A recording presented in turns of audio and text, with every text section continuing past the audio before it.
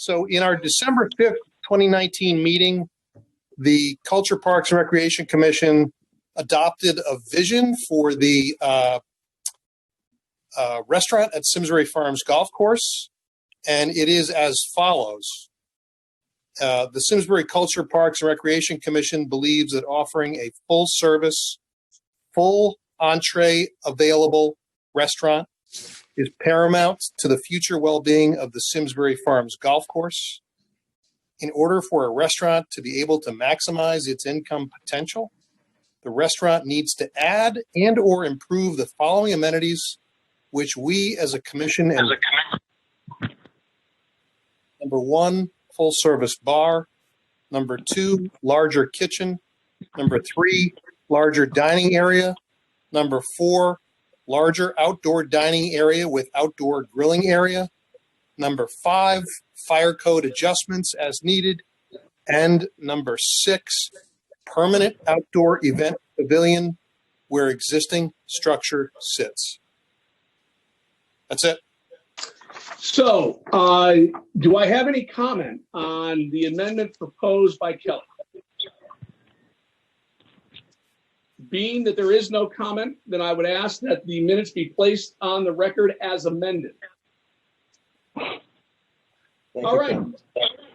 So let's move on. And I think our next guest on this fine Zoom call would be John Varanja for a Simsbury Farms Golf Course update. All right, Dave. So I like these kind of meetings when the golf course is doing well. So I don't mind them. First and foremost, to you guys, the job that Tom and John and Orlando and Mike and all of our staff has done trying to get this thing moving in the right direction, all the guidelines that we have to do around here. I know Tom was on the phone with me back in March, I think it was March, texting me about 3 or 4 times a day, talking to Maria and make sure that, everything that we did was through the guidelines. And I think the best thing was that he asked myself and my staff if we were comfortable being open. And I think that means a lot coming from a town standpoint. So well done on everybody's standpoint through that. I don't know if you guys got any of the reports. I know you guys went over reports from April of last year. May has been unbelievable. So far this year, in May of last year, greens fees, we did for a total of the year was 63,000.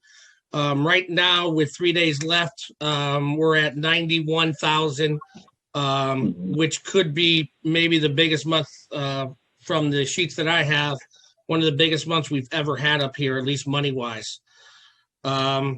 Total from last year to this year, from last year, 2019, from January to May, it looks like it's 94,000. Right now, we're at 135,000, which is really good. The other thing that we'd have to remember, too, is I'll go over season passes, but that 135,000 does not include the 59,000 that we did last August through December on the season special promotion that we had. So I think if you put those two together, it's a really, really good year. That was May. Through the year, greens fees from last year, we were at 92,000. This year's greens fees were at 154,000. Total again was 258,000 from last year and 303,000 for this year. Again, not including the 59,000 from the preseason pass that we had. Memberships in 2019, we had a total of 119,000 right now. And that would be including the preseason sales. I know how we can't do that between June and July or how it all goes. But right now we're at 132,000 if we counted the preseason pass from last year. So as you can see, our membership, even from the slow start with everything that went on, our membership has done well with the promotion that we had last year. We've got a lot new a lot of new players playing up here. And the other thing from that, and I know, I mean, Mass was closed for a while, and we did see a lot of people come down. They have kind of left us a little bit, but I think we've got a really good promotion and having that when they came down to play, they really loved the golf course. And we do see some of them calling up and trying to get tee times because they liked it so much. John, yeah, how have people done on the social distancing? Do we have any issues? Well, no, I mean, you have to remind people occasionally. I think people start to feel maybe a little comfortable being up here. And sometimes, the biggest problem we have is the first and 10th tee when we have more of guys going down there. If they have two groups and they want to go down there as 8 guys, and we've kind of got to tell them that we've got to stay 4 and 4. Yep. On the golf course has not been a big problem. Carts have not been a big problem. There are some socializing in the parking lot, but I think that has kind of calmed down now that the restaurant is opened. Yep. So basically, the first and 10th tee is the kind of the issue where we got to kind of take a look at, because again, people driving up or people doing other things could see that first and 10th tee and think that we're not doing what we should do. But overall, I think everybody understands what the conditions are. And I think they, will do whatever they can to make sure that they abide by it. So then, for the benefit of the commission, I've actually been up there quite a bit, and I want to commend John and his staff as well. You did a great job posting signs early on that, hey, we got some new rules, you got to follow them. You're good about, you marked the ground where people can stand and where they can't stand. I love that you brought the credit card reader outside of the building, so there's literally no touching. The website tells you you're going to pay by your debit or credit card, which that communication is absolutely perfect because of the expectation. Then as you walk up there, you know what's going on.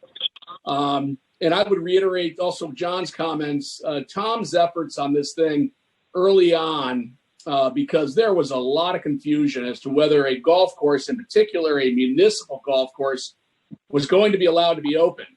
And Tom was in communication with other towns, with Maria, and really did a nice job of advocating, hey, we have an opportunity here. We can't lose this opportunity.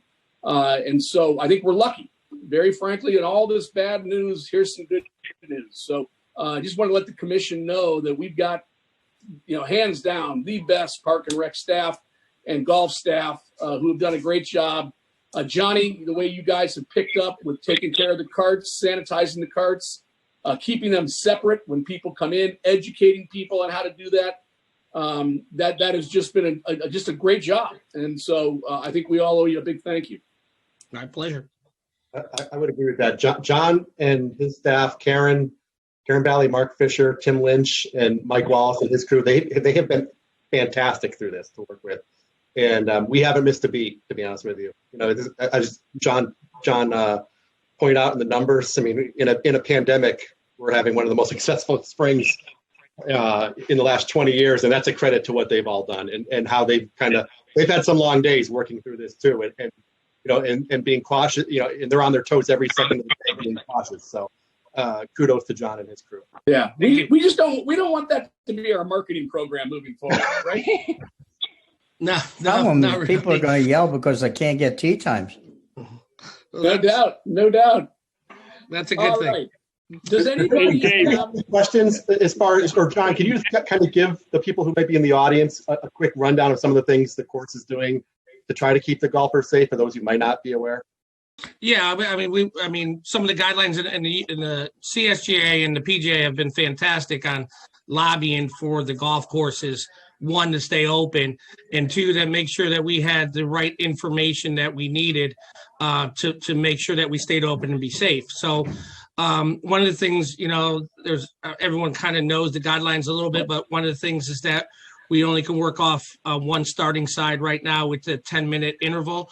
Usually we had 8-minute intervals, but right now we're running at a 10-minute interval, so we don't get as many people up there at one time. We went to the 1 cart per person.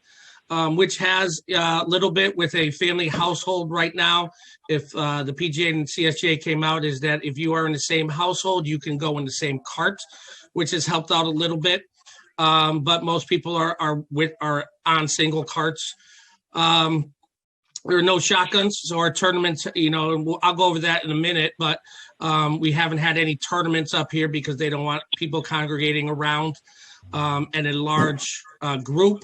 The flag, again, I think everyone knows about the flag stick. It's touchless, so Mike Wallace has done a great job of creating a hole that we don't have to use our hand to pick up the club or pick up the ball. And that has helped out tremendously. Again, the signs out there that everyone sees out there just to reinforce what we're trying to do out there. Having a cart area where people, when they return their carts, have to put it into a certain area where they get disinfected. And we do that right in front of them so they know that we're doing that. We don't bring it down to the barn and do it, but we do it right in front of them for people walking up so they know that it's getting done. So those are the main things that we've done to help out. I mean, I know Tom has, we throw out a survey after everyone's round. And the comments that we've got from people being safe to the credit card reader being outside. And we've gotten some that, hey, there's too many guys in the parking lot that are kind of socializing, and that's great. Those are things that we need to know too, so we can keep an eye on it. So, they're not all 100%, but it gives us a little bit of feel of what we need to kind of keep a look at.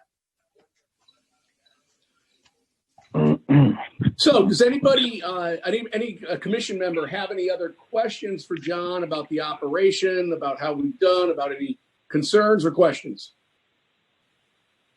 Hey, it's Kelly Kearney. Listen, I just wanted to echo the sentiments that you expressed, Dave, relative to, and that others made relative to the staff. Just great job, John, and great job to the entire team on Parks and Rec. You guys really impress us. So well done. Thank you. Dave, Chris Peterson here. Just like to make a couple comments.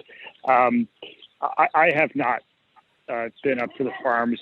Felt like I needed to check in on there because I appreciate we got professionals who are adults who understand and are doing a great job. Early on, just to add some clarity, early on we had, and I apologize, this dog is barking at my dog. Early on, we had somebody who would disagree with leadership's position to open a golf course. We'd also have disagreements from some people to potentially open up a walking path, or the decision to consider opening a basketball court, or the consideration to open up a tennis court. We're going to always have some small subset who will take issue with one of those points. And I want to make sure that you all folks hear from my perspective that although there was some early on, there was some noise about how things were operating up there, and were people violating the concept of social distancing, or were you folks really policing it correctly? And I don't like to use the word police, but I really think that was a very small subset of people, if not a single person, and it was probably cleared up by just a misunderstanding of what was occurring. And just finalizing inside that, never once after a quick phone call was made around that issue, never once have we spoken at a leadership level, either publicly, privately, in a public safety meeting amongst ourselves, about there ever being a question about how things are operating up there, or a concern. And we're quite impressed and pleased with, those are my words. I'm quite impressed and pleased with how everybody's handled themselves, how the citizens have handled themselves, and certainly has, as you notice, your staff has handled themselves. So again, the town, as far as I'm concerned, we've never had a concern. No, that's great. Great background there, Chris, and I'm glad you've given some input here because there was some rumblings early on about how this was all being done, and as we all know, it's a fluid process. This whole thing, whether it's golf courses or whether it's basketball courts or tennis courts, we're all learning as we're going, and you're going to hear that even more so as Tom starts talking about what the summer looks like. So, great input. Does anybody else have any other questions or input regarding the golf operation? All right, hearing none, why don't we move on to parks and facilities in regard to the update. Orlando, you on there with us? I am here. Good evening, everyone. Can anybody hear me okay? Just fine. Yep. Excellent. Yeah, I'm just going to start off with giving everybody just a quick overview on what we've been up to these last couple of months during the pandemic. And I also want to say that, for us, pretty much not much has changed. We're basically doing what we typically do this time of year. And I'm just going to start off with athletic fields. As we all know, our athletic fields are all open.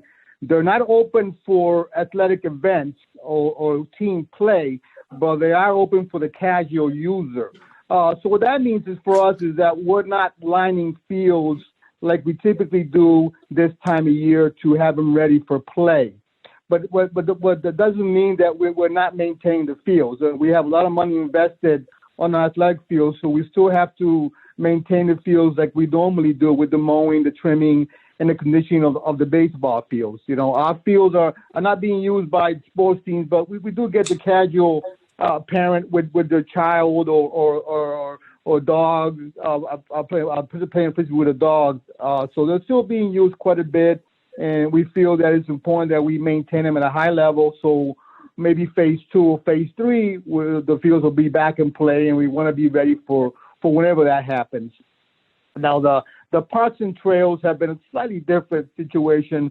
Those have been heavily impact areas that people have been going to during this pandemic. We find ourselves having a difficult time getting out to mow areas because people are out at these facilities pretty early in the morning until late in the evening. So we've had to change our mowing schedules, our maintenance schedules, especially over at the Pack Center. If we don't get there by 7:30 in the morning, we really can't do any work down there because people are out there exercising. They're out there just sitting around and talking and just enjoying the outdoors. So that's been a challenge for us, trying to deal with all the people that are out there. Typically for us in the spring season, we go to our parks. There's no one out there. It's just us getting the fields ready and the parks ready and the trails ready.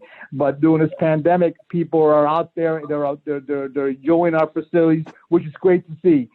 People out there enjoying our trails and our parks. But it's been challenging just getting the maintenance done. Luckily, we do have a little extra time with not having to line the athletic field. So we've been focusing a lot on keeping our trails and parks maintained at a higher level due to the usage on our parks and trails. As far as the pools go, and I'm sure John, Tebow, and Tom Tyberski will give you a little more update on that. But as you all know, June 20th looks like we're going to have some type of an opening of some sort. So we're working to try and get these pools ready for June 20th. Typically, it takes us about 6 weeks to get the pools ready. This year, we have to get them ready in 4 weeks. So that means that we have to jump on them fairly quick here and get what needs to get done from beginning to end, from draining, cleaning, repair work, refilling, balancing the water, and getting the pools inspected and giving them to John early enough so he can get his staff on there for training. So right now, that's our main focus, is to try and get these pools ready for June 20th at Simsbury Farms and June 22nd at Memorial, mainly more for camp usage. Because we've had such a mild, such a good spring, and not having to do all the work on the athletic field that we typically do. We were able to get some projects done this spring that usually we never have time to do any projects. This year we were able to get some new fencing installed at the entrance to Terrifield Park. It's something that we've been wanting to do for quite a few years, and this year, because of the time that we had, we've been able to get the new fencing installed in-house over in Terrifield Park. Over at Meadow Pond, we removed some brush obstructing the view to the pond. We also added some new fencing over at Meadow Pond. If you all get a chance, please take a ride out there and take a look at that. Over at Mountain Farms off of Chestnut Hill, we did some pavement repair work up there. We had some pavement that was breaking up. We removed that, and we're able to add some new reclaim process and improve the conditions up there. We started phase 1 of our wildflower planting at Simsbury Farms. I don't know if you've been up there, you've seen some of these dead-looking grass areas. Well, that's just us breaking the dirt around so we can plant some wildflowers, and hopefully you start seeing some nice color out there in the next 3 to 4 weeks. This is phase 1 of probably 3 or 4 year plan where we're gonna pick different sites around town, open space areas, and start planting some wildflowers. We also installed, I don't know if you've been down over to Iron Horse alongside the walkway between the playground and Drake Hill. We installed some story walk brackets and some signs for the library, and Tom can probably give a little more history on that there. We also did some gravel repair work at some trailheads and some park areas that needed to get done. And we were able to do all this work, again, because we were not focusing heavily on athletic fields. So we were able to do stuff that typically in the spring we can never do. So we're happy that we were able to get that done. I also just want to go over with everyone, just so everyone's aware, what facilities are open and which ones are closed. Right now, we have all our parks are open. Athletic fields are open only for individual play, not for team play. Our trails are open, our tennis courts are open, our paddle courts are open, and our pickleball courts are open. What we don't have open are playground areas. Our skate park is not open. Basketball courts are not open, and our athletic fields are not open for sporting events. And we hope that phase 2. You'll start seeing some of these other areas open up for users. So that's basically all I have for now. I'll open up for any questions that anyone might have. The new station alert has arrived. I will just add, if no one has any comments, I'll just add Orlando and his crew. While many town staff have been working from home or working in A and a B shift, that kind of thing, Orlando's crew has been working nonstop since March, with the weather being the way it was, and all those projects he just told you they've been able to get through. They've really worked hard. They haven't missed a beat. Thankfully, everybody stayed healthy through all of this, but they've been there Monday through Friday, and sometimes more, 7 in the morning till 3:30 in the afternoon, working hard and getting all these projects done, and they've just done a fantastic job. And if when you can get out with your family and see some of these things, like the Meadow Pond project or the new signage at the parks, Onion Mountain Park and West Mountain Park that he's been redoing. Things look really good. They've done a fantastic job. And that Meadow Pond project, I didn't even know about it. He got it done. And you can actually see the pond now. You can get up close to it. The fence, the parking lot's been repaired, so it's level now. All of these things are because they're working so hard and they're here day in, day out. Making the town a better place for everybody. So. Yeah, I'm going to jump in real quick and just Orlando. I never get a chance to tell you officially. I think this is the first time in all the years I've been on the commission that I've actually had the chance to talk to you officially. Unofficially, I see you all over town all the time, and I just wanted to tell you do a fantastic job, you and your team. And again, it's one of those chances to give you a pat on the back, and I think you and your team deserve it. Every time I turn around, you're everywhere. You're all over town. So nice work. Thank you. I appreciate that, and the staff also. Thank you very much. Hey, we're here to provide a service, and we're happy to do it. And we're glad that people are using our facilities. That's what our facilities are for. To provide during times like this, and we're happy to do what we're doing. Thank you. Thank you for that very much. No, and I would reiterate, and Orlando, thank you for everything you're doing. You guys, again, are showing flexibility in how you go about your everyday jobs, and it makes a difference, and we appreciate it. Thank you. Thank you. And I really want to add, as somebody who takes their family out to all these facilities very regularly, we notice the difference, how hard you're working, and it just cheers up our day. So thank you so much for what you're doing. It really makes a difference. Thank you. Thank you for that. Appreciate it. Hey, Dave, Chris Peterson again. Maybe this will be the second thing. Maybe I'll stop after this. But I would encourage you folks. This is the type of update that might filter up through my supposed responsibility to pass along to the BOS. But I would encourage you folks to get Orlando. Certainly under Tom's approval to get Orlando some time on a BOS meeting. While this meeting today is public, certainly I would advocate at any point in any year that people should have the opportunity to highlight the accomplishments that go sort of unsung like this type of event, because Kelly's saying it's maybe Orlando's first time having a sort of report out. That shouldn't come from me. I should not be like I was the hero in this, or somebody, nor should it really be anybody else in the committee. So I would encourage you folks to ask for time for Parks and Rec to be represented on the next BOS. They can do an update like this, because I think it's incredibly valuable. And not that the audience is all that much larger, but maybe it's a little bit larger. So we touch 30 more people who hear that. And it also helps clarify why some things may look a certain way they do, or being done a certain way they are, or aren't able to be done a certain way, but are also highlighted that probably weren't on people's radar. So I would encourage you guys to use that forum to push forth your message of accomplishment. It shouldn't come from me or anybody else. It should come from the people who are actually making it happen. You know, I think that, Chris, that's a great comment. And Chris, do you know off the top of your head, when is your next meeting?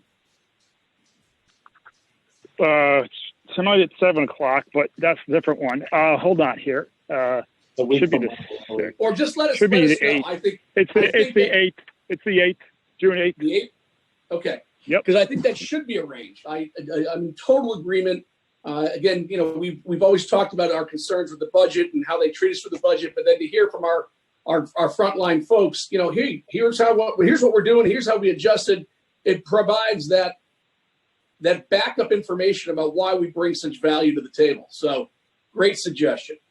And I would say that I agree in this time when there was not a lot people could go out and do, but when they can go out and enjoy the parks and the trails, and there's more people on them than we've ever seen before. And I think people, you know, whether they notice or not, how important it is that these kind of things that don't seem like they're major get done kind of on a quiet basis all along, and that we didn't all of a sudden, when people started using all these things, have to go and do a major cleanup. They were in great shape to start with, is important.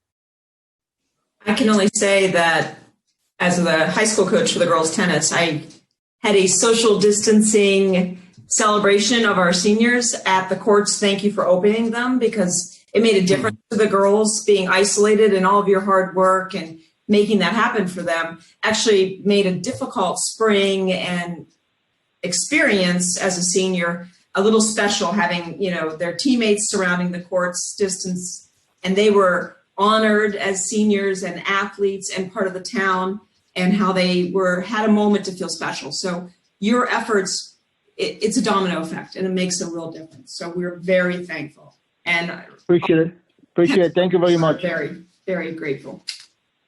All right. Thank you. All right. Again, Orlando, thank you. John, thank you. Let's move on to the summer. Thank you, guys. This is the big one. Summer camps and the aquatic program. So Tom and John, fill us in. John, I'll just give them a lead, and then you can run with it after that.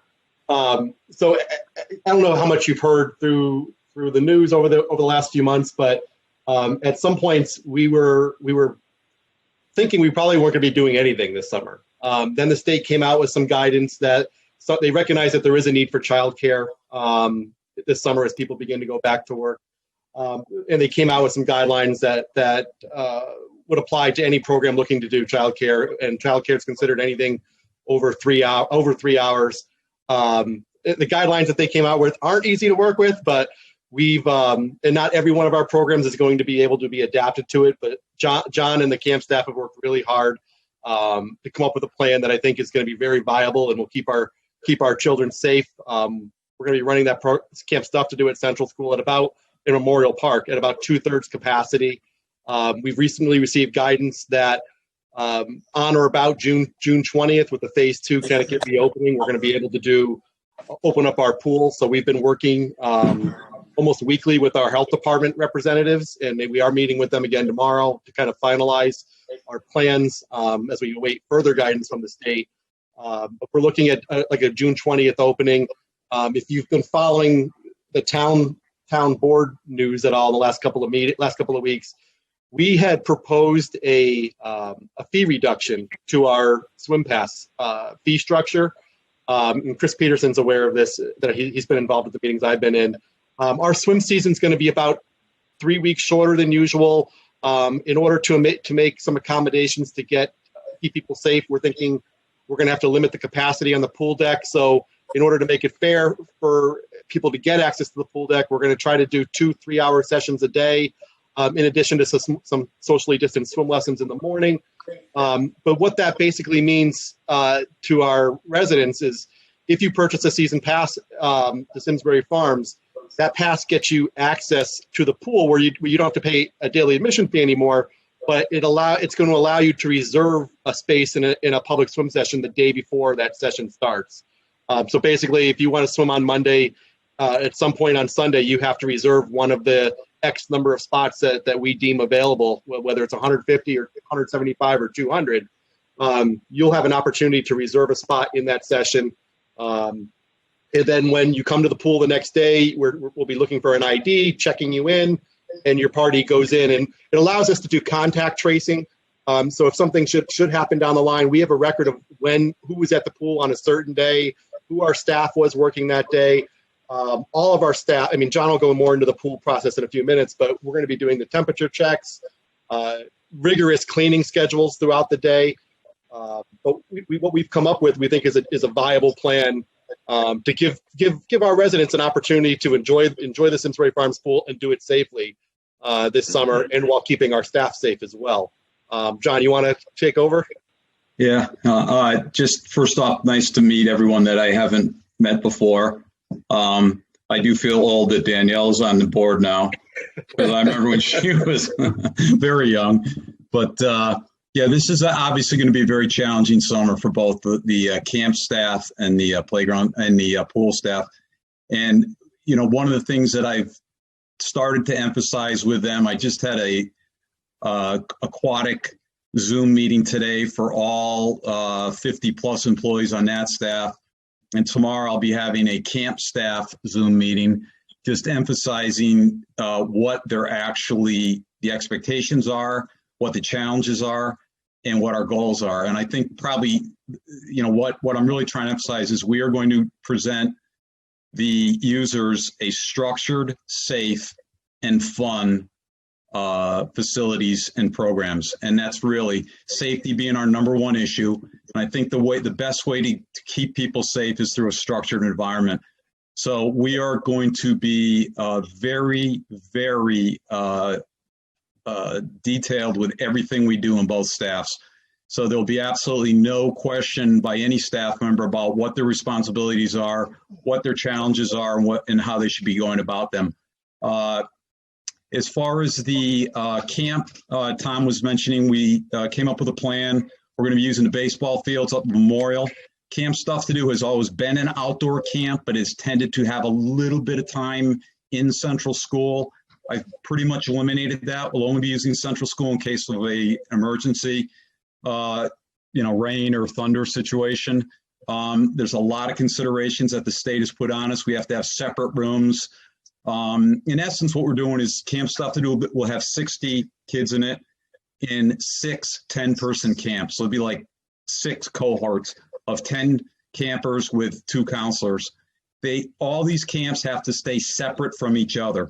So there can't be any group-to-group interaction really in any way. That doesn't eliminate the ability for us to do a total, for instance, we're going to bring up the sound system and we'll be able to do Simon Says and those types of activities, all the groups playing at one time, but in their separate designated areas. And the other thing that we're going to be able to offer is, in case of a total rainout day, we'll make the determination quite early and we'll move the whole program to Simsbury Farms, where I can use the ice rink and also the team rooms and the skate room and things like that to keep people separate, but also still give the ability for people to use it as a daycare, which is very, very important. So we'll be able to offer, every day we'll be able to take care of your child. The one thing that's a little bit different for the camp staff, and that they'll actually be hearing more about it tomorrow, is there is an actual lesson plan for every day for every minute of every day. So a parent could theoretically drive up and say it's 10:05 and they'll be able to see exactly what their kid is doing. They will have seen it on the game plan or lesson plan. And I think that's real important because we cannot afford to have any time where counselors and kids are sitting there saying, what do you want to do now? We can't have that. So it's going to be structured. Is it going to be, what it's been in previous years? We've had water slides and things like that. No, but I think it's going to give kids an opportunity to be kids and enjoy the summer. And I'm quite confident of the leadership of the camp director and the assistant camp director. They have good years of experience. And I'm excited about the counselor staff. I have a good mix of young and old. And one thing I always look for a certain type of employee. And I think all these kids have that. And it's, you better be willing to get dirty and have fun. And I think that's what that group's going to be able to do for us. So I'm real confident in that group that they can pull it off. I think camp out of the two programs, camp pool, I think the camp actually is probably a little bit easier for us to run. And so I'm very, very confident that that'll be a very successful program.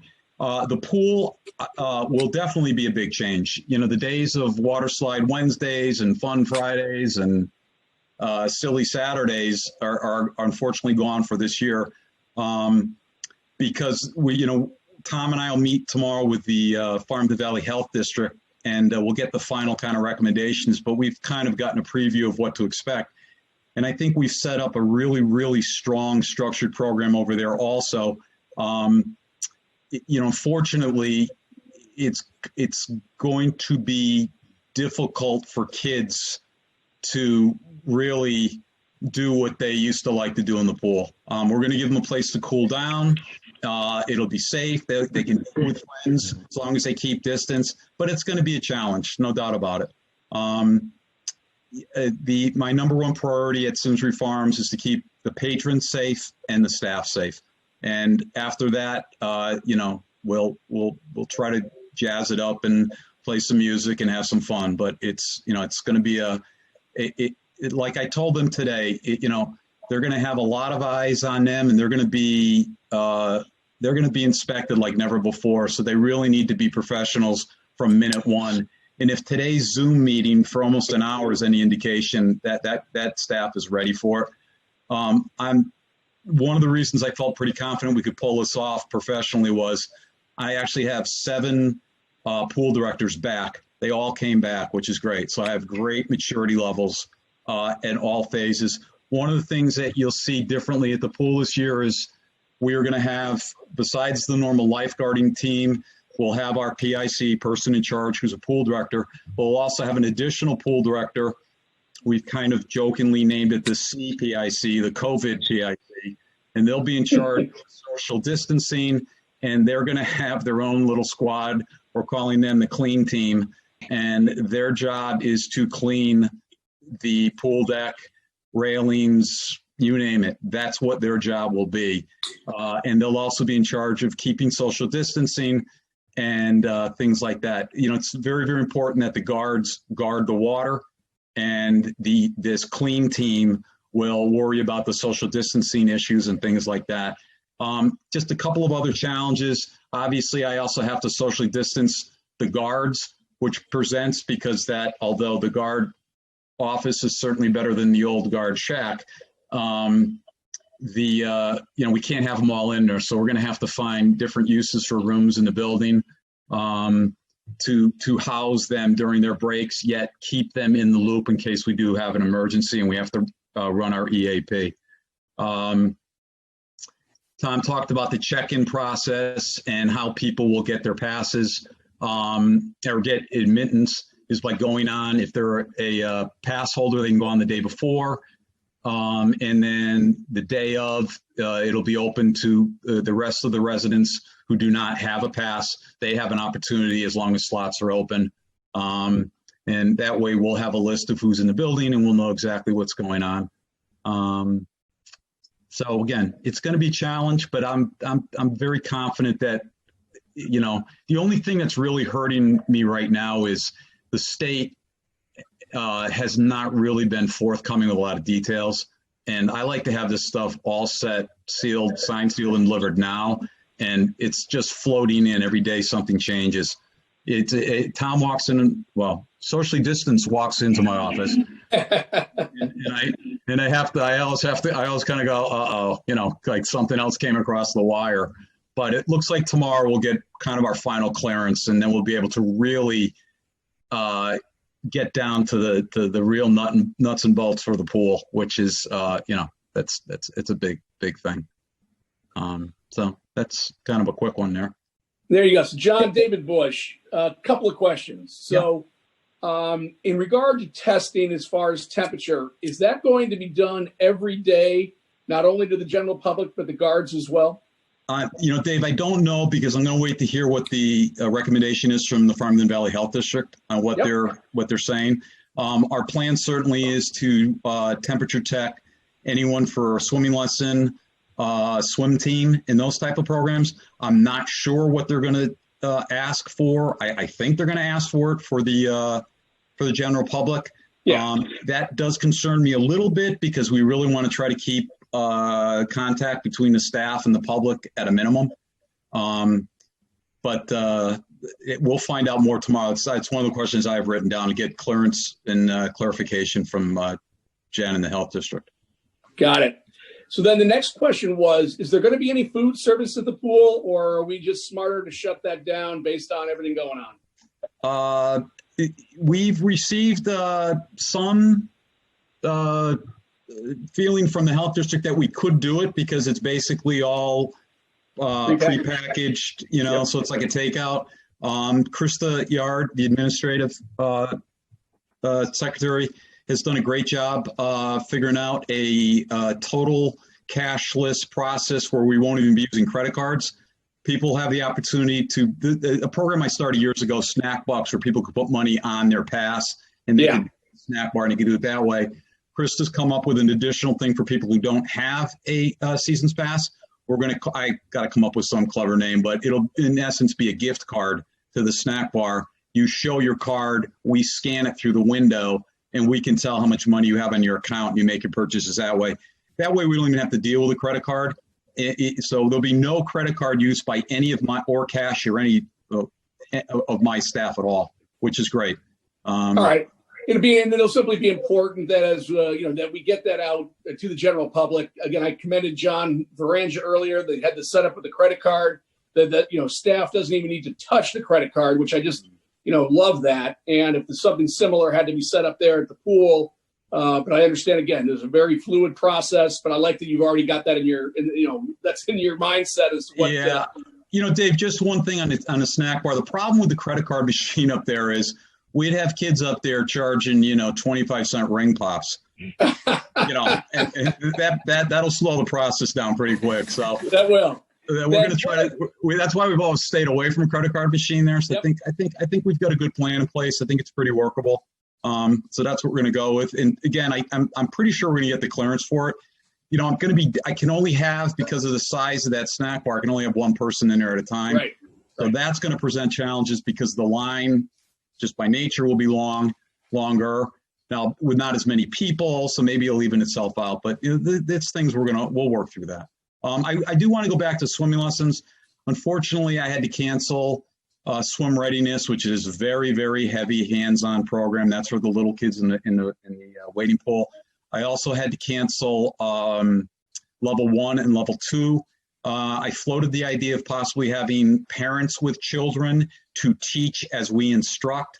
The problem with that is the distancing would make it almost unworkable. You wouldn't have a lot of people in the water. Right. And I just felt that we were almost with everything else. That was my comment. Can you please do that? Sorry to interrupt.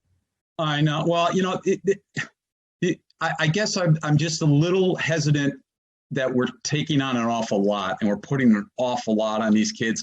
And quite frankly, we're not even sure, because the Red Cross is kind of not been too forthcoming either. So we don't really have a lot of guidance from them.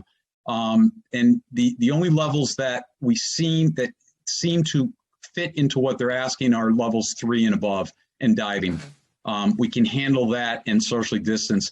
Level 1 is a problem because it's in the training pool and there's just not a lot of space. That's the problem with that. But I've told everyone we got to be really light on our feet this year. So if we see we can pull it off and we switch. But for right now, I think we're safer to just say, let's stick with kind of the basics and just see how this goes. No, John, I you're really gonna have your appreciate lifeguard that. training? Thank you. All right. Yeah, you guys are doing an amazing job. I just want to say you're being so creative outside of the box. As a former camp counselor, director, and a teacher, I mean, I'm just so impressed of what you guys have done. Of course, I would love the younger swimming lessons, or 3-year-old camps, but it's okay. And you guys are doing a great job. Thank you. Thank you. And I think part of that, just for the other commission members, that's no different than some restaurants deciding they weren't going to open because they only had a limited amount of space for outdoor dining, for example. That, John, I think your approach makes sense, is that waiting pool, you're going to be lucky if you could probably put, 6 families or 6, a parent and a child in that waiting pool and still meet the rules. So there are compromises that we've got to make as part of this. And I think that's a smart one, quite frankly. I know that it's disappointing to those with the younger children, but safety first. And I appreciate that. And it was it's a real dilemma for us, because obviously we need younger swimmers to progress through the levels so we can fill up the higher levels. I'm afraid by the end of the summer we won't have anybody because they'll all go through maybe. But we want to continue to cultivate and bring on new swimmers. It just doesn't seem, it's just not right now in a safe situation. The other thing I should point out too, I think Tom mentioned it, was Memorial Pool, just based on the fact of space on the pool deck itself and the need by the camp, and we have to have social distancing for the camp. I just can't dump 60 campers into the pool. Memorial will just be open for the camp with one set of public lessons at the end of the day. That's about all we can. Now, unfortunately, we have a very dedicated group of people that love Memorial Pool. It's just there's not a whole lot of deck space there.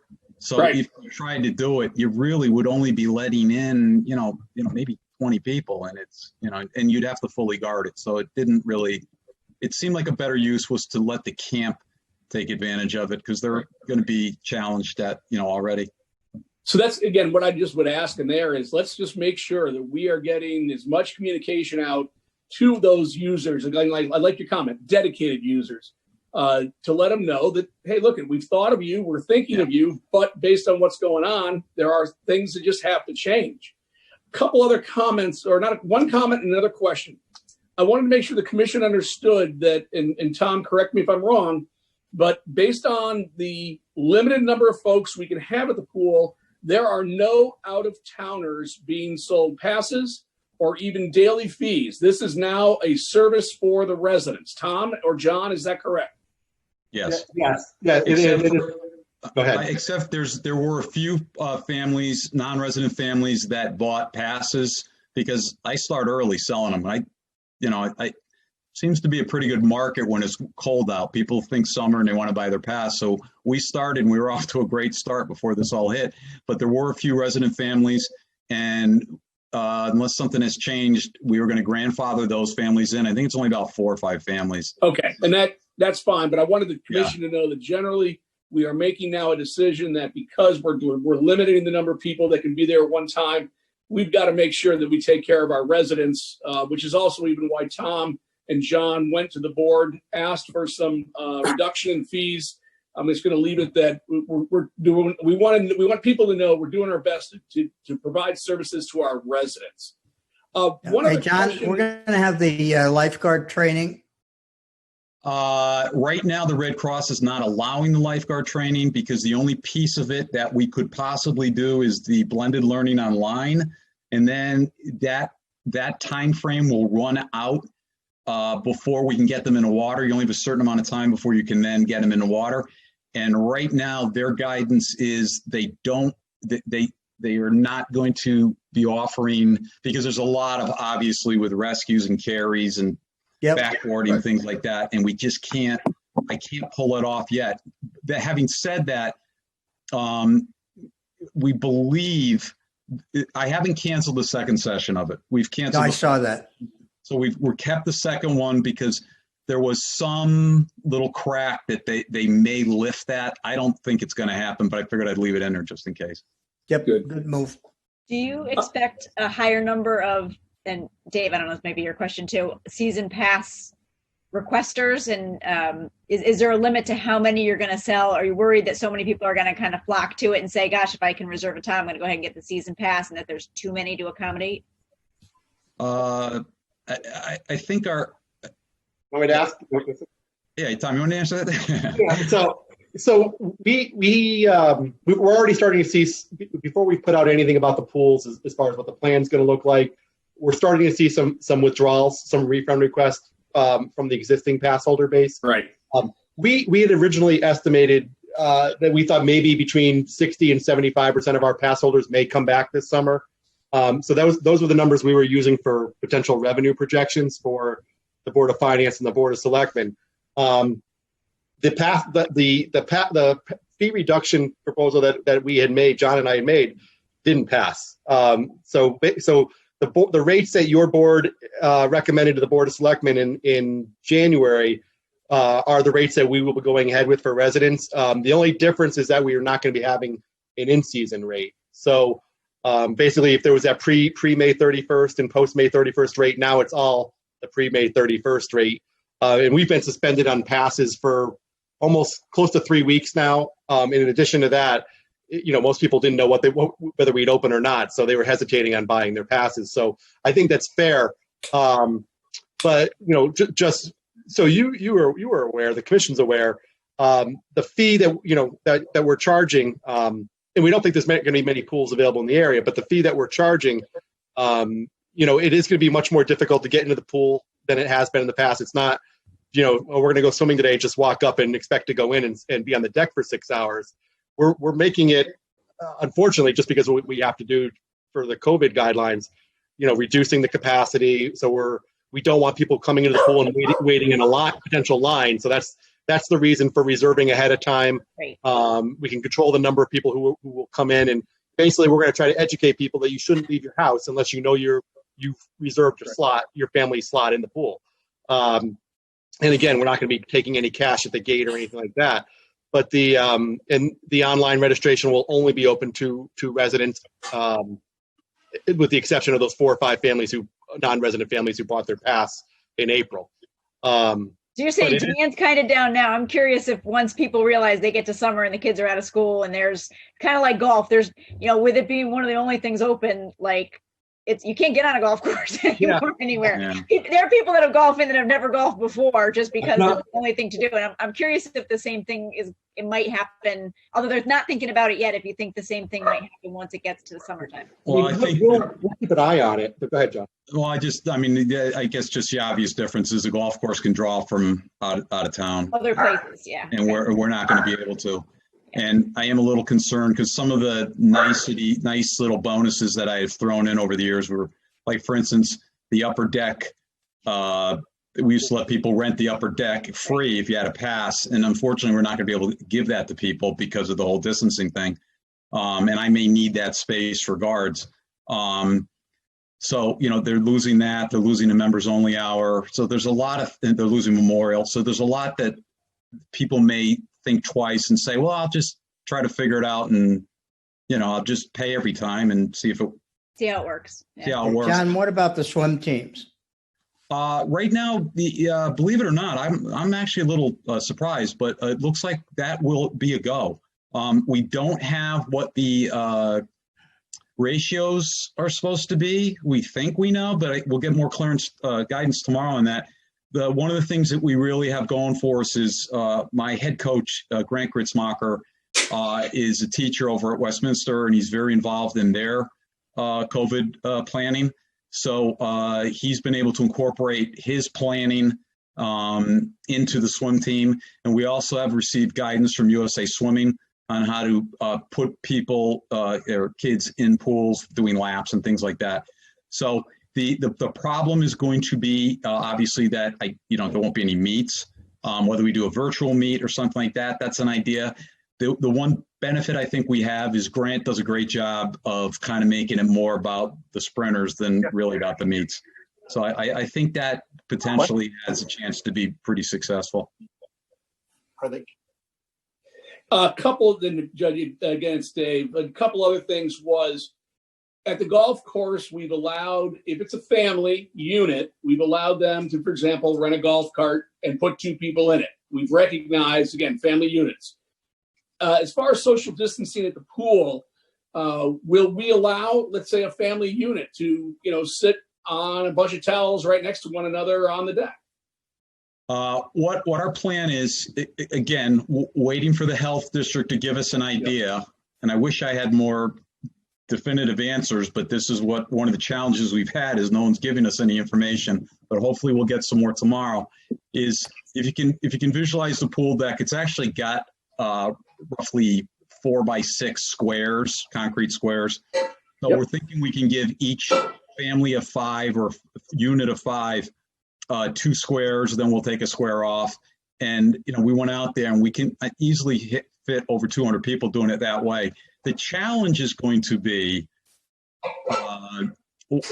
what is a family? Because people come with their nephew who might not be living in the, so how do you do that thing? Well, no, but isn't that, what, this is where that's a personal choice. Yeah.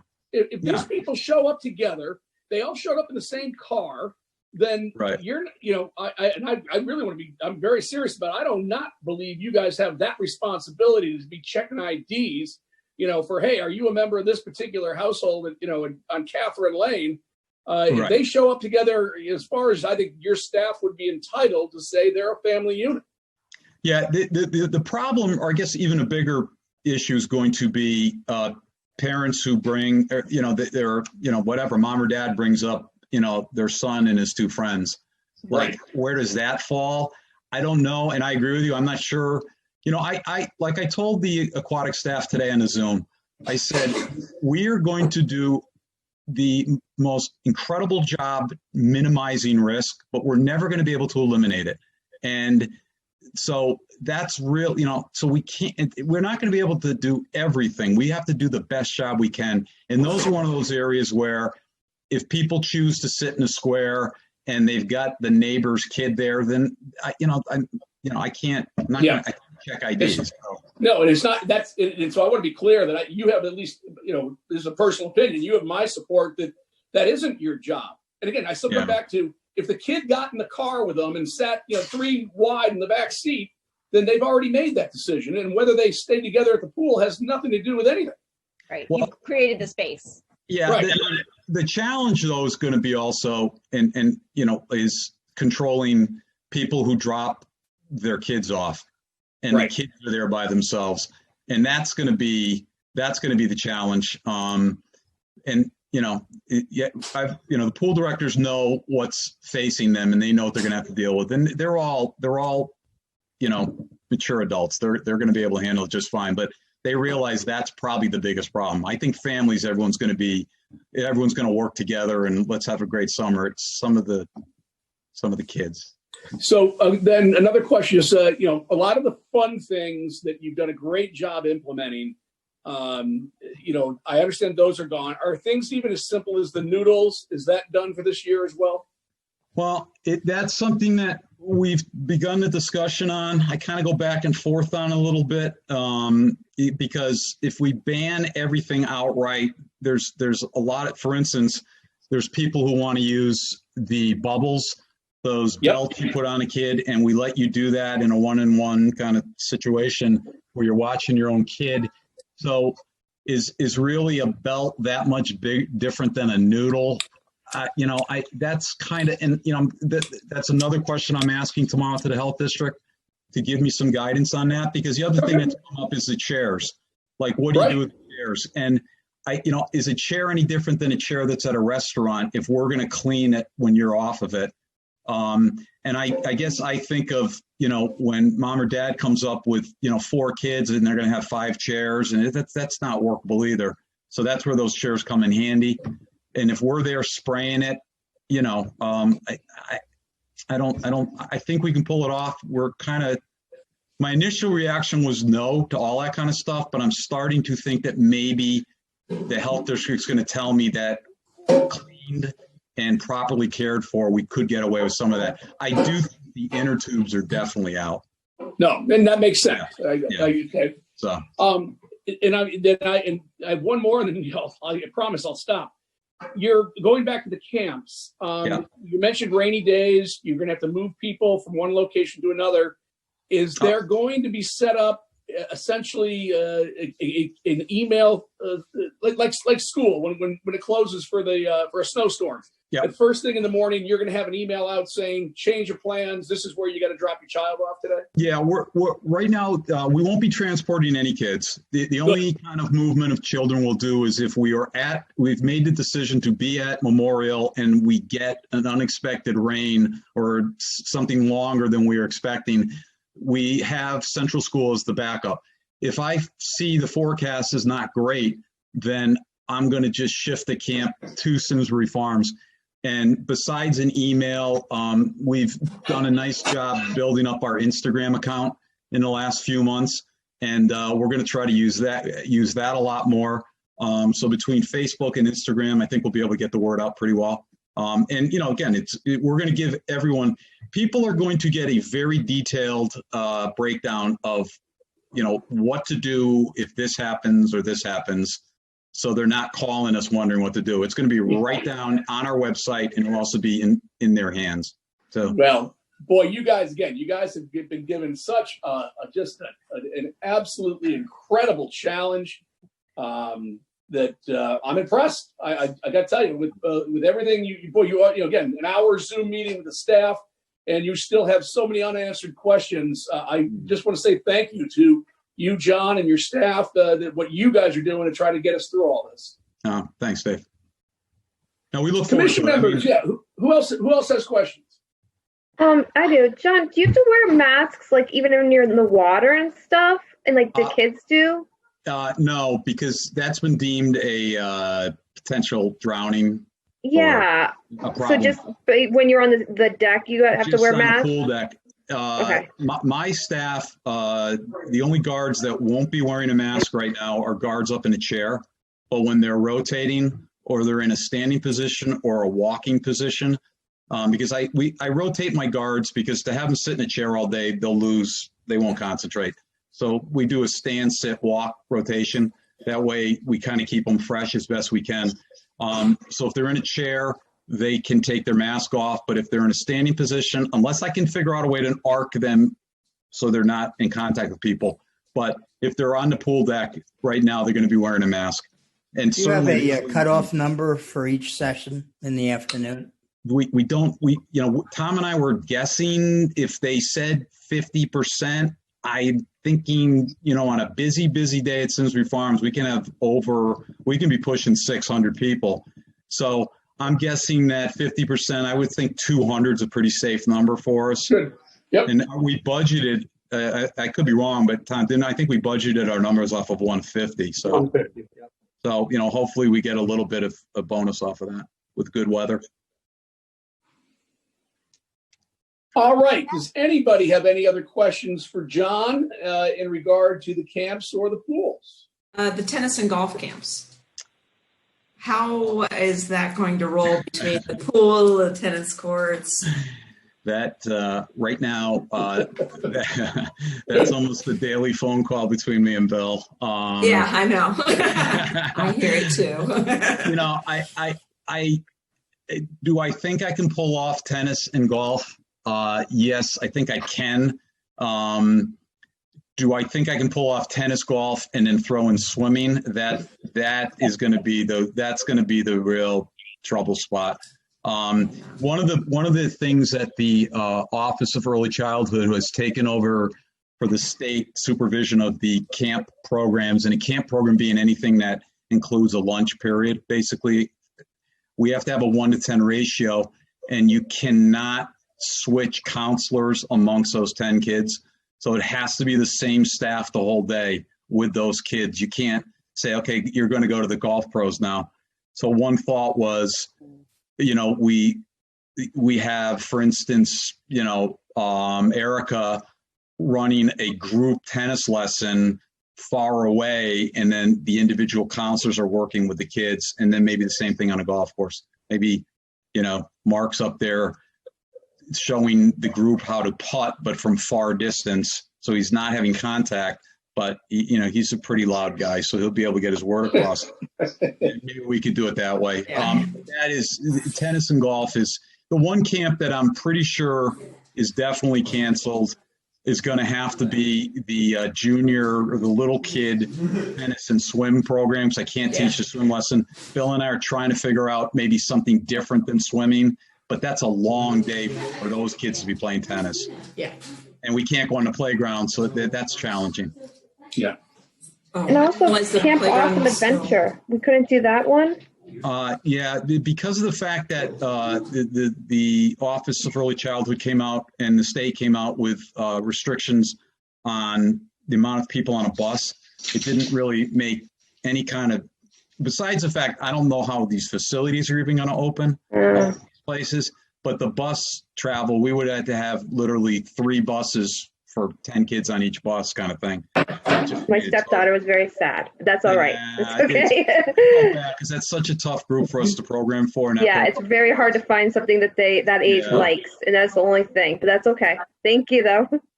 So sorry about that one. I had a question about the 200 for the pool.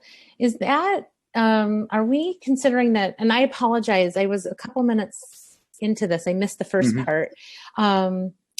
Are we still assuming a 6-foot distance? And would that number give space for people to be spaced out around the pool?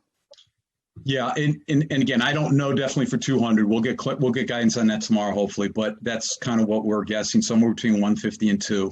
But I have walked that pool deck and pretty much can find enough.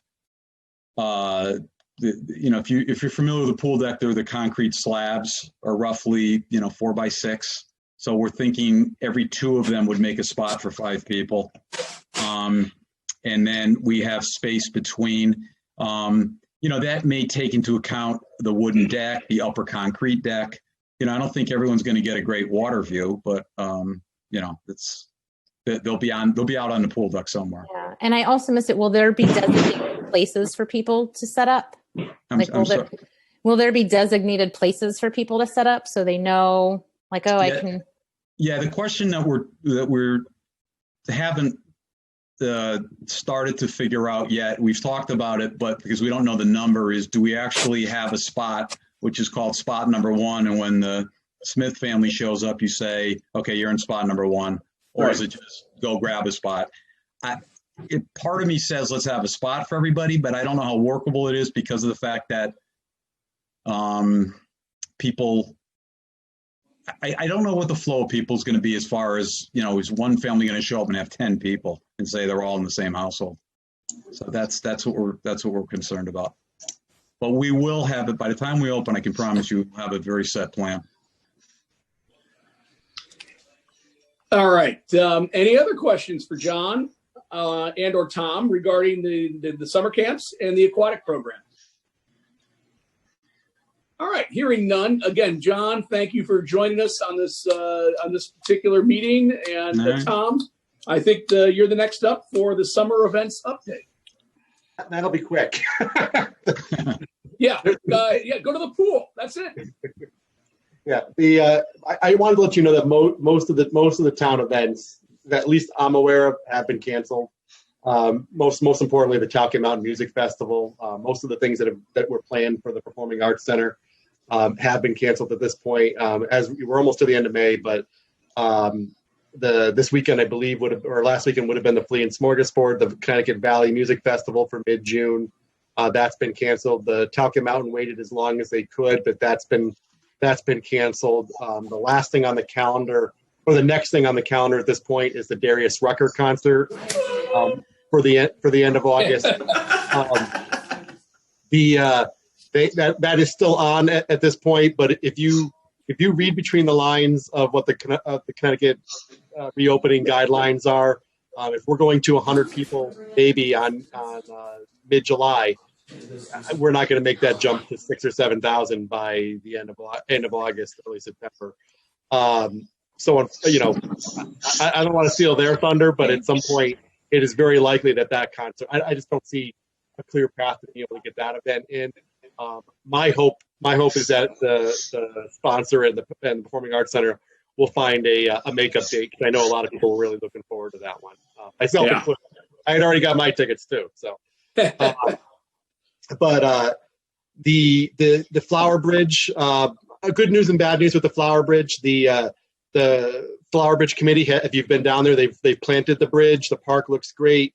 All the baskets are out, and they're continuing to work and fertilize and grow them through the summer. The grand opening of the park that we had hoped to have on June 6th has been canceled.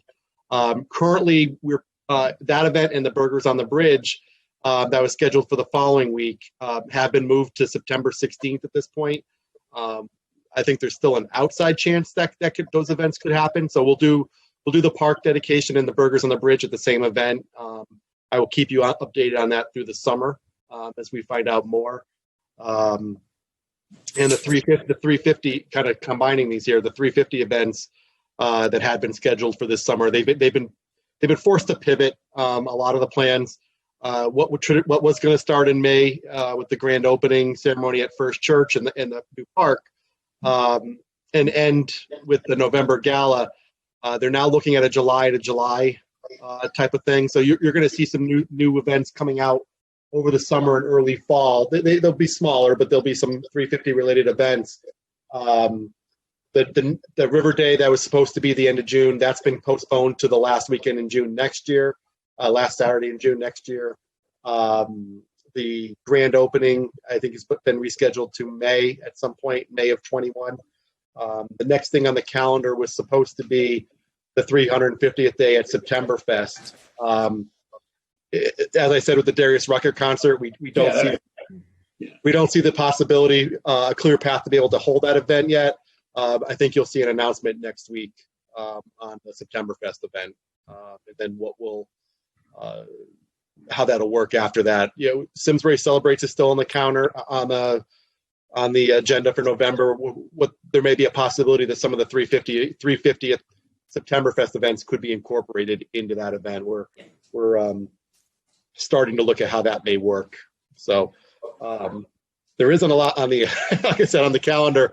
We're hoping, we're all looking forward to the day when we can all get together again and celebrate the town's 350th anniversary and all of the wonderful things we normally have to offer during the summer. But I think the message is you better find ways to entertain yourself because go to the pool. Go to the pool. Go to the golf course, go to the pool, make sure you make a tee time, get an annual pass, and make sure you make 24-hour reservations in advance. On a positive note, Simsbury's been in the scheme of things relatively safe through this whole crisis, and hopefully we all continue to do, to be so, and our community makes it, we'll make it through this, and we'll come out on the other side stronger and more positive, and looking forward to the great things this town has to offer going forward. So that's pretty much my update on the events in 350. Anyone have any questions? Well, if you want to get any 350 merchandise, I'm happy to personally deliver to all of you. You can buy it online. Just go right onto the town website of 350, purchase your gorgeous, and there's new stuff coming, and we'll start celebrating virtually, and you can wear your swag at our next meeting. Liz is one of the marketing representatives for the 350 committee. And the gala. Well done, Liz. Well done. We did a really nice thing with the Board of Selectmen a few weeks ago. It was the mid-May meeting. They all wore their 350th shirts on their Zoom call. So if you guys wanted to take on something like that for June or July, we could certainly do that with our 350 T-shirts and hats. And we're all over that, Dave. Let's go, Dave. Come on. Kelly, I think we should, we got to spice up these meetings somehow because, otherwise we're going to, the one viewer we had, we're going to lose. So, come on. So I'll have Liz send around the 350 swag link. No, Liz, actually, that would be great if you could have Liz do that. Yes. Because the least we could do, Liz, is to get some swag. Wear some swag. Sounds good. All right, so we're gonna one of our longer meetings in a while, so let's just keep going. The Simsbury Farms sign project update, whether it's Tom or Kelly or both, let us know. Kelly, go ahead. Well, I'm going to defer to Tom since I was in Florida for all of the fun and frivolity that took place at the zoning commission meeting. So go for it, Tom. As Kelly alluded to, it was somewhat of a challenging process, and the boards have to do their jobs, but we did have to tweak the initial plan design that was presented to your board. It was probably last fall at this point, Kelly, right? Quite a while. We had to tweak the design a little bit, but Diana Hearn from the graphic sign company was great with working with us. She worked with us with the town boards and commissions to get the approvals for the signs, and then at about I don't know what it was, Orlando, maybe mid-April, Orlando's crew was mid to late April. Orlando's crew was able to get the signs installed at Simsbury Farms. They look fantastic. I think it's a nice addition to the property. Orlando took the extra step of mulching around the signs to protect them from the mowers, and I think at some point he wants to do some flower plantings around the signs as well. Is that correct, Orlando? Yeah, Tom, that's correct. We hope to hopefully get in there and do some annuals and perennials in there to just add some color to the sign. Yeah. Tom? Yes. What's going on the sign at the ballparks that's been gone for quite a while? Is that one being replaced at the ballpark? Yeah, at Memorial Park, that sign needed a lot. Tom, I'll answer that one, Tom. Yeah, we do have that sign. We took it down for repair. It's actually done, and we hope to get it up in the next week or so. Okay, thank you. No problem. Well, and once again, I was surprised by some of the challenges we faced in getting these wayfinding signs, but I think they are a great addition. I want to thank Kelly and Tom and all your efforts with everybody else on your staff, because I think, if you're an out of towner and you're coming in, it's nice just to have something to tell you where to go, or, hey, keep going. You're not yet to the bag drop, or you're not yet to the golf course. So I really appreciate the efforts. And Orlando, you making them look even nicer with the mulch and the flowers. We just continue to make improvements, and that's what we're here to do. So thanks, guys. I do want to thank the Friends of Simsbury Farms and those who've been involved with that. They made that happen. They were the impetus for getting the project going. They certainly funded the project and helped shepherd it along. So thank you to all the Friends of Simsbury Farms. Yeah, Tom, just a quick note, it was a collective effort. Everybody contributed, the commission, the Friends of Simsbury Farms, and I can't tell you what a relief it was to know that once the signs got delivered, that Orlando and his crew were able to take care of it. Because, to have them installed by guys like Orlando that knew, the ins and outs of how to get that done correctly was a huge relief. And I went up and took a look, and they look fantastic. So nicely done, Orlando. Thank you. Well done. All right. So then look at this. The last agenda item is the update on the Parks and Open Space Master Plan. So obviously COVID has slowed a lot of things down. People not working in the office, not being able to meet like this. So that project, that was supposed to be done probably earlier in the spring is still moving along. We had a steering committee meeting back in it was probably mid-April at this point with the group that's been working on this project, and we were given a rough draft from Weston and Sampson on the Parks and Open Space Master Plan. It was certainly much more cleaner than the brief presentation we saw back in January that you were invited to. So we're nearing the finish line. There were some things that the steering committee felt that needed to be adjusted, looking for some more detail in some areas, and those the notes from that meeting and the reviews that the feedback we got from the steering committee individually has been given to Weston and Sampson, the consultants there, and their team is currently working on a pre-final draft, I guess is what we'd call it, that we hope to get back in mid-June. There will be another invite going out to all of you, I believe, for a June 18th meeting. I'm not quite sure if it's going to be scheduled for the morning or the afternoon at this It's point. 10:30 in the morning. 10:30 in the morning. You'll have time to review that. It's a large document, but hopefully you'll have time to review it and give some feedback to the team. We're hoping to present the final version of the project to the Board of Selectmen, I believe, at a mid-July meeting. So My input, Tom, for everybody else's knowledge, is the Parks and Recreation portion of the report is outstanding. There's work to be done on the open space portion, but overall, I think the planning that they put into the Parks and Recreation portion is just great. No, and I would also echo those comments because of the fact that some of the input that was given to this rough draft in regard to open space was totally appropriate. And, we paid these consultants to provide this almost first ever master plan of open space. We are entitled to have the detail and the backup, the data, if you will, to support it. So that was really kind of the input, and I'm looking forward to see what they come back with as a result of that input. So as soon as I get that document back, I will forward it to you, to your committee, and as well as the Open Space Committee, so that they have ample time to review it. Yeah, the one thing though, Tom, remember we had a little issue when the last document came out. It's not necessarily to be shared with the general public yet.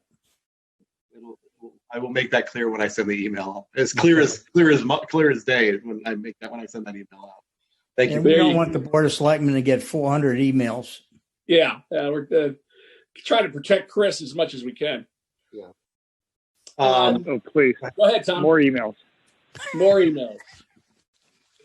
So, is there any other questions about the status of the master plan? With that being said, the one other thing that we would like to do is we would like to reschedule the next meeting. Normally, we would be on June 25th. But as a result of a conflict on the scheduling for our fine director, wondering if there's any objection to our simply moving that, probably get another Zoom call, but moving that to Thursday, June 18th. That'd be fine. That's fine. Is there any objection to moving the date to June 18th? No. So can I have, I don't know that we need to do this, Tom, but we're all together. Can I have a motion that we change the date to June 18th? So from June 25th. Seconded. Okay. First of all, let's just do this on the Zoom call. So was that you, Jerry? No, it was, I think, Liz and Danielle. Okay, sorry. That was Lori. I'm sorry, Lori. Okay. Sorry, because I can't see everybody. Liz and Lori. All right. Do I have a vote that we move that? All those in favor? Aye. Aye. Any opposed? Any abstentions? There we go. Other than that, does any other commission member have any other new business or anything else that we needed to address? If not, do I have a motion to adjourn? So moved. And we have a second? Second. All those in favor? Aye. Aye. Aye.